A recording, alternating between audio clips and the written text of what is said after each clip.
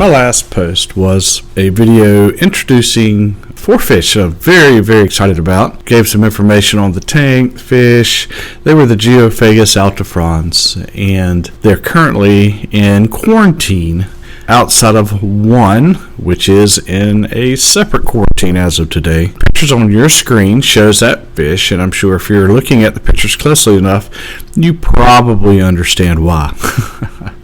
So, the purpose of a quarantine tank. So, the purpose of a quarantine tank, particularly when you purchase new fish, is to keep them separate from other tanks, other fish in your tank or tanks, so you do not spread disease and affect the fish or the school that you may already have. With these fish, they're just starting the quarantine process, and in that video, I say don't ever trust what you see in the first few days. And one of the reasons is sometimes fish are doing great and you don't recognize what may or may not be a problem. A lot of people will drop a fish in a quarantine tank, keep it for a week, and say, okay, well, they're good. I didn't see that ick on their fins and introduce that into their tank. It's a very common issue, but also more underlying is the introduction of other parasites, internal parasites, into the tank. So the pictures on the screen are of one of the Geophagus Altifrons, and these are probably cyst.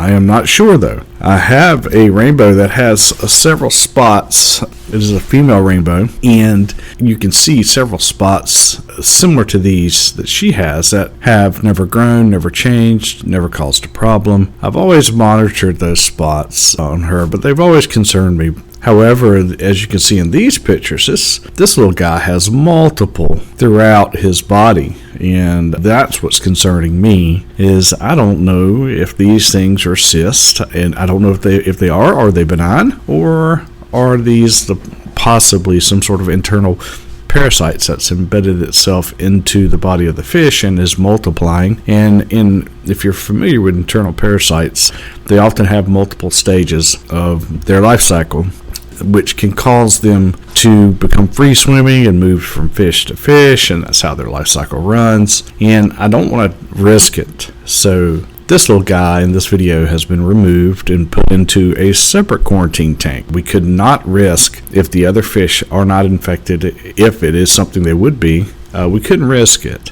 So we wanted to protect those other 3 Geophagus and also the king tiger pleco that's in that tank. So this little guy that you see in this pictures that will just run on the screen until I'm done babbling, this little guy's been placed into another established quarantine tank. I do have a few, so I'm blessed. I know not everybody does have more than one in tank, or at least more than one quarantine tank. Just recently I'd done some moving in several of my tanks, and I had an open tank. So this little guy was put in that tank and is now experiencing quarantine alone, at least until I can figure out if I am dealing with a cyst or multiple cysts or a parasite. So if you do watch this video and you do see these pictures and happen to know, give me a comment on that. Let me know. I have put a thread up on Monster Fish Keepers requesting information of anyone who knows. I suspect that these are benign cysts,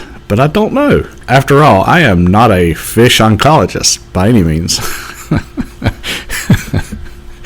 And I do not want to take a chance with the other fish. I've also reached out to the fish store. I am in North Carolina, and the store that I had purchased these from hopefully will get back to me with their educated point of view. I would like to think that I know a little, but I definitely don't know everything there is to know about these things. I just give a pretty good educated opinion, but I am sharing it with you, YouTube, so other people can also look at this video and understand the best practices of quarantining fish when you bring them home, even from the best fish store. Do not ever trust another person's water. There's a saying in medicine that is trust but verify, and that's usually referring to assessments and getting someone's baseline, you'd say. You hear an assessment, you hear someone's vitals, but then you trust what they're saying, but you always verify with your own assessment with a patient. And the same goes with your fish. So always quarantine fish that you bring home from a pet store. Always quarantine fish that you bring home from a friend.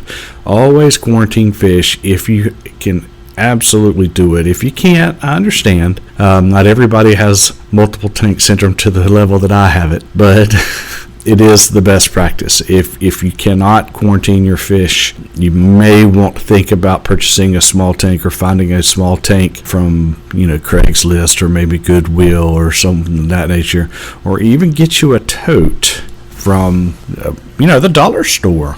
Buy a 10, 15, 5-gallon tote and put some established media in that with some clean water. You treat it just like a fish tank.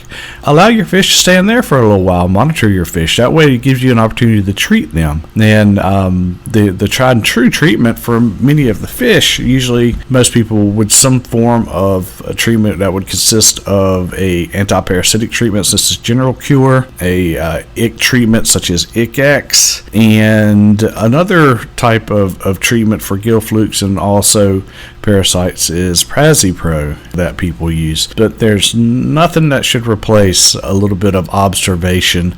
And in fish keeping in general, I would recommend moving slow. If you're making fast changes in your hobby, with your tanks, with your fish, that usually means there's a problem. You're adjusting to something, you're chasing something. If you're making fast changes and drastic changes and you're not, well, then you're creating problems. Once you get your established tank, you get your established water parameters, your established temperature, and your fish are established, you have created an ecosystem which your fish are thriving in. So there's no need to chase and change. Even, you clean, but don't clean to the extent where you're killing your biological bacteria. That's a very, very common mistake that new fish keepers have. But now I have gone on a ramble.